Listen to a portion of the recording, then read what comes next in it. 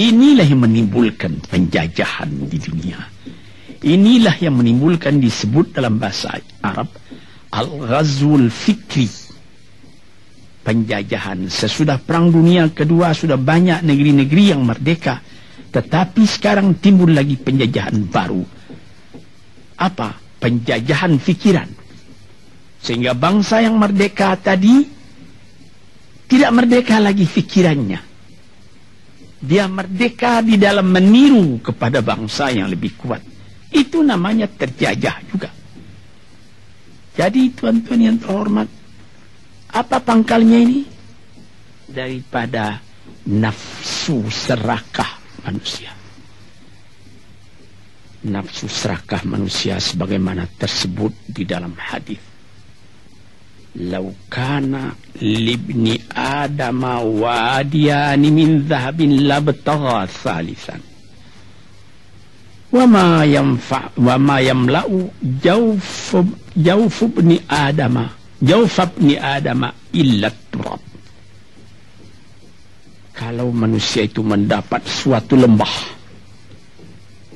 yang penuh dengan kekayaan emas, suatu lembah, dia ingin supaya mendapat satu lembah lagi yang penuh juga dengan emas. Dapat 2 lembah, dia minta 3 lembah lagi yang penuh dengan iman. Nafsu manusia tidak pernah kenyang. Padahal akhirnya kalau dia sudah menutup mata, tidak ada yang akan memenuhi perutnya melainkan tanah. Teringat akan cerita yang disampaikan oleh Graf Leo Tolstoy, pujangga Rusia yang terkenal, bahwa orang yang tidak mempunyai nafsu yang kenyang itu, pada suatu hari katanya, ada satu orang kaya mempunyai tanah yang luas. Dia mengatakan kepada orang, boleh tuan-tuan mengambil tanah kepunyaan saya ini, berapa tuan suka, berapa tuan mau. Syaratnya cuma begini, sepanjang yang tuan berjalan dari timur ke barat, lantas sebelum matahari terbenam tuan sampai kembali ke tempat tuan melangkah pertama tadi. Berapa saja tuan suka, boleh ambil tanah ini. Maka datanglah si tamak tadi. Tuan yang punya asli tanah tadi mengatakan, bawalah bakal, jangan lapar di jalan nanti. Baik, dibawanya nasi sebungkus, dia berjalan, jalan. Dari pukul 7 pagi. Kalau diambil kekuatan, hendaknya pukul 10 dia sudah makan. Melangkah lagi beberapa ratus meter atau sekian, nanti boleh kekuatan buat kembali. Sehingga sebelum matahari terbenam, dia sudah sampai ke tempat dia menuju bermula. Tetapi ini orang bernafsu betul, dia minta supaya banyak tanah yang didapatnya. Dibawanya nasi sebungkus, tapi dia tidak jalan, di tengah jalan tidak berhenti, kan nanti berapa meter itu nanti kalau saya berhenti, tanah yang kurang buat saya. Dia terus berjalan.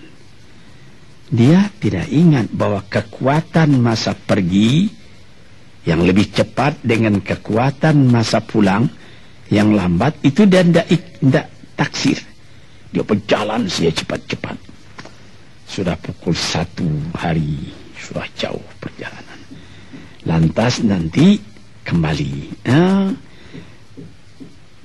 Kelemahan badan, kondisi dan suatu situasi tidak sama lagi. Tidak secepat dia pergi dahulu lagi dia pulang kembali. Maka bukan pukul 7 dia sampai, atau pukul 5 sore tadi dia sampai ke tempat dia berjalan bermula, karena dia jalannya sudah lunglai, kaki sudah penat, badan sudah letih. Kira-kira baru pukul 2 dia tidak dapat berjalan lagi karena sudah lapar. Dia coba makan sedikit pun tidak bisa lagi seenak makan yang tadi. Habis makan pun dia berjalan lagi. Pukul 3 dia terhenti. Jauh lagi baru sampai tempat yang pertama. Menurut syarat yang diberikan oleh mempunyai tanah yang pertama, kalau engkau tidak sampai ke tempatmu yang pertama tadi sorenya, tanah ini tidak engkau dapat lagi semua. Memang tidak sampai dia. Pukul 4 dia sudah berhenti berjalan, tidak kuat lagi. Mata sudah gelap. Akhirnya karena terlalu capek, terlalu penat, mati dia di tengah jalan. Berapa dia dapat tanah tadi lagi? Cuma sepanjang badannya untuk kuburannya, yang lain tinggal semua. Ini satu misal yang dibawakan oleh Graf Leo Tolstoy yang sesuai dengan hadis Nabi tadi, nafsul la tashba, diri manusia yang tidak pernah merasa kenyang. Kita berkehendak tidak berbatas, tapi tenaga kita sendiri berbatas. Ini kerap kali tidak difikirkan oleh manusia. Dia punya angan-angan, dia punya macam teori yang dikeluarkan. Dia lupa bahwa nanti tenaganya itu akan terbatas karena sakit, karena lapar, karena tua. Sebagaimana pepatah dari nenek moyang kita, tanda-tanda dikirimkan lebih dulu bahwa kita tidak akan lama lagi di sini. Apa? Rambut, gigi, mata sudah mulai kabur. Uban sudah mulai bertabur. Gigi sudah mulai gugur.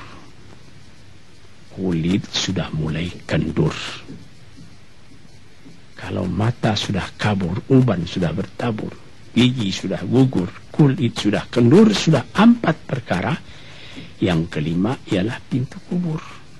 Nah, ini kerap kali manusia lupa yang demikian. Sebab itu dikatakan, ya Tuhanku, janganlah sampai aku ditumbuhi oleh penyakit nafsu yang tidak mau kenyang-kenyang itu. Nah, ini kemudian itu timbul lagi doa yang keempat, disebutkan di situ, wa min du'a illa yusma. Ini lebih berbahaya lagi. Ini sudah puncak dari bahaya. Apa artinya? Dan aku berlindung kepada Engkau ya Allah daripada doa yang tidak didengar lagi. La ilaha illallah.